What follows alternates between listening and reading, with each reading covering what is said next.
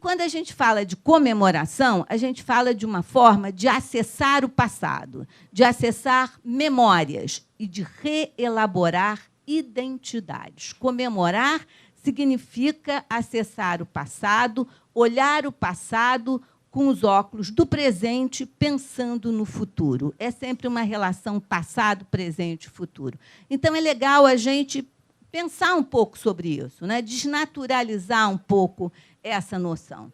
E aí, eu acho que ainda não dá para a gente falar muito do que será a comemoração dos 450 anos. Mas a gente pode falar um pouco do que foi a comemoração do quarto centenário, em 1965, no governo do Carlos de Lacerda, num momento em que o Rio havia deixado recentemente de ser a capital do país, né?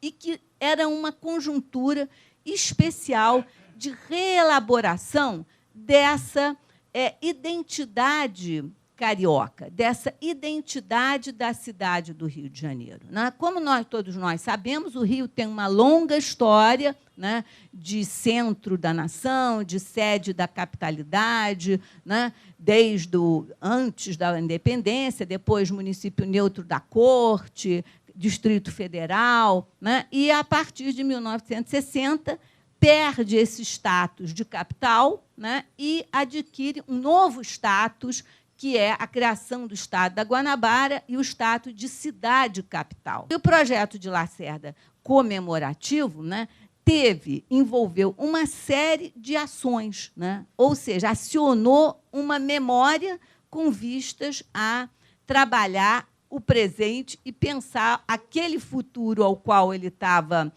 desenhando uma estratégia política para ele. Nesse sentido, o Lacerda fez não só uma série de obras urbanas, que certamente o meu colega aqui vai falar muito melhor que eu, mas ele fez um investimento de memória cultural, com a criação de vários espaços de memória, como o Museu da Imagem e do Som, como o Museu da Casa da Marquesa de Santos, né, e várias outras iniciativas que foram criadas naquele momento, no intuito de dizer o Rio de Janeiro agora, não é mais a capital política, mas é a capital cultural. Ele continua sendo a sede da nacionalidade. O que eu vejo hoje, né, pode ser que seja uma visão muito impressionística, se em 65 as comemorações elas estavam muito focadas em retrabalhar, em reatualizar essa identidade do Rio como capital cultural, ainda como sede da nacionalidade, né? Hoje, eu acho que há um movimento de guardar, sim, um vínculo com esse passado. E, ao mesmo tempo, eu acho que também ele busca, hoje, aceitar e interagir com esse interior fluminense. Né? Essa integração com o interior, acho que ela é muito maior, essa preocupação com os subúrbios, tá entendendo? De mostrar que o Rio não é só mais a Zona Sul. Mas eu sou otimista. Eu acho que o Rio está se reinventando e, a despeito de todas as dificuldades, né, cada vez eu acho que ele consegue superar. Quando todo mundo acha que está tudo perdido, que isso aqui é uma coisa, a violência, os problemas, eu acho que, de alguma forma, o Rio se recria, se reinventa, né, e se recoloca no cenário nacional de uma forma que eu acho que é positiva para o país. Então, acho que o grande desafio que se coloca hoje, como é que o Rio continua sendo? Como é que o Rio continua sendo a vitrine do Brasil? A minha ideia aqui é trazer um outro tipo de olhar, né? Claro, acho que até melhor, né, que cada um de nós traga alguma coisa. A minha ideia é trazer a ideia do território, do território, de olhar o território da cidade e como é que ele se conformou. Até para a gente entender um pouco quais são as relações que esse território estabelece do ponto de vista da trama, da cultura, com a sua região em volta. A região é uma artificialidade, a gente imaginar que existe uma cidade e junto dela uma região metropolitana. Na realidade, é tudo uma coisa só.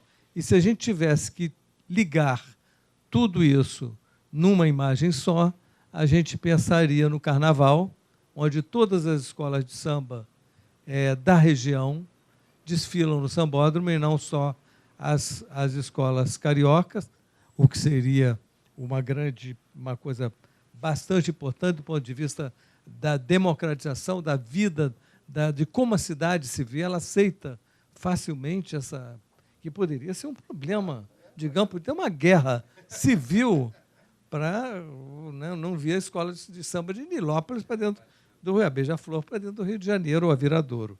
Primeiro, os caminhos, né, percorridos a cavalos, a carroças, carruagens, e depois, chegando até o trem, chegando até o metrô, chegando até o bonde, todos seguiam o mesmo caminho, e com muita dificuldade, de quando em quando, alguém conseguia furar um morro e atravessar para o outro lado e descortinar, por exemplo, as possibilidades imobiliárias e também paisagísticas de Copacabana, que demorou muito a ser incorporada à paisagem urbana como um lugar construído.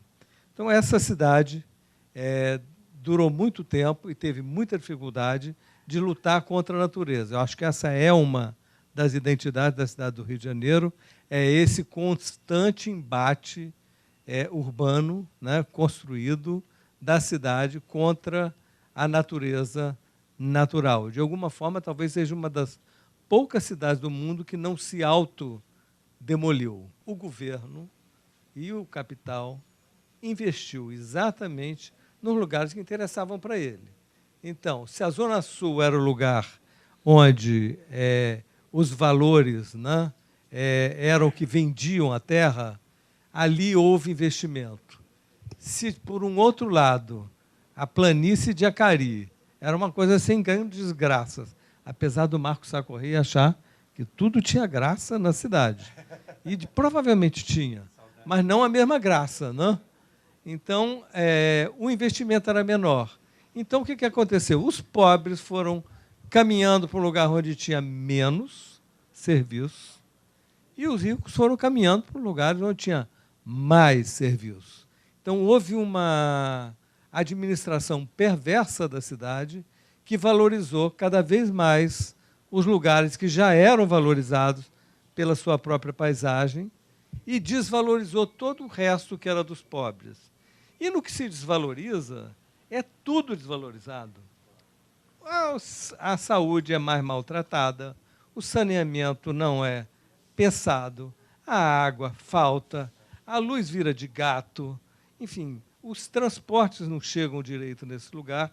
No ano de 2014, a zona norte do Rio de Janeiro, que é chamada AP3, né, a área de planejamento 3 pelos urbanistas, ela teve um crescimento muito maior do que a Barra da Tijuca, em termos de licenciamento de construção e de construção de unidades residenciais.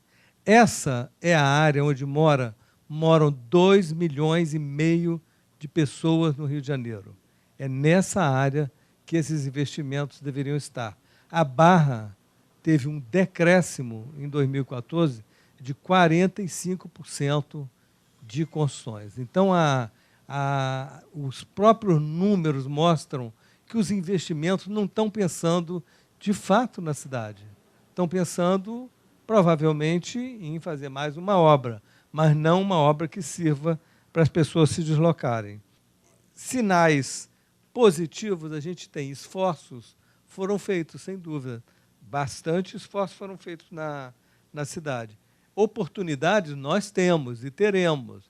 A Copa do Mundo foi uma, as Olimpíadas são outra. A gente tem oportunidade de criar no Rio de Janeiro um grande cenário de possibilidades de investimentos e também de gestão de investimentos, usando esses grandes eventos, por exemplo, ou os menores eventos, no sentido de aproveitá-los melhor para a cidade do Rio de Janeiro. Vou trabalhar com o outro lado, que talvez seja um lado mais esperançoso, que é o lado da cultura carioca. Mas também seja espinhoso, por outro lado, porque tudo aquilo que são os mecanismos conceituais e teóricos que dão conta da sociologia, da antropologia, pouco dão conta do Rio de Janeiro. Principalmente com relação à identidade, essas coisas. Somos vários cariocas, né? Nos misturamos de maneira muito radical numa relação entre local e cosmopolitismo. Somos diferentes. E é exatamente com relação a essas diferenças que eu estou tentando, ou vou tentar, provocar vocês. Não é? A primeira coisa que eu diria, e que é importante, é que o Rio de Janeiro é singular. E essa singularidade está desde o início colocada. De um lado, porque é a única cidade na América que tem uma dupla fundação, francesa e portuguesa. E isso já define o Rio de Janeiro. Essa dimensão de movimento que o Rio de Janeiro tem, essas contradições que a cidade apresenta, elas decorrem dessa relação original. Mais do que isso, ela foi uma cidade que sempre se apresentou em movimento por ter o tempo inteiro trabalhado com a dimensão pública e não com a dimensão privada. O Rio de Janeiro, diria o João do Rio, é a cidade das ruas. É a rua. Nós, cariocas, queremos a rua. A gente quer ficar aqui muito tempo para não ir para casa, porque isso é a rua. Por isso, quando a gente vai para um bar, a saideira demora muito tempo, né? Ou porque a gente quer ficar ali, ou porque a gente quer imaginar que história a gente vai contar em casa, né? Também. Então, o carioca e a cidade do Rio de Janeiro se juntam em singularidades muito especiais que acabam transformando a cidade num desejo absoluto de vida nossa, enfrentando todos os problemas que ela pode pintar, todos os problemas que eles apresentaram, eu reconheço como existentes. Mas acho que a gente vai além disso. E vai além disso se a gente olhar para a história dessa cidade e se pensar que os embates dessa cidade são contínuos ao longo do tempo, recuperando a ideia de memória, recuperando a ideia de história.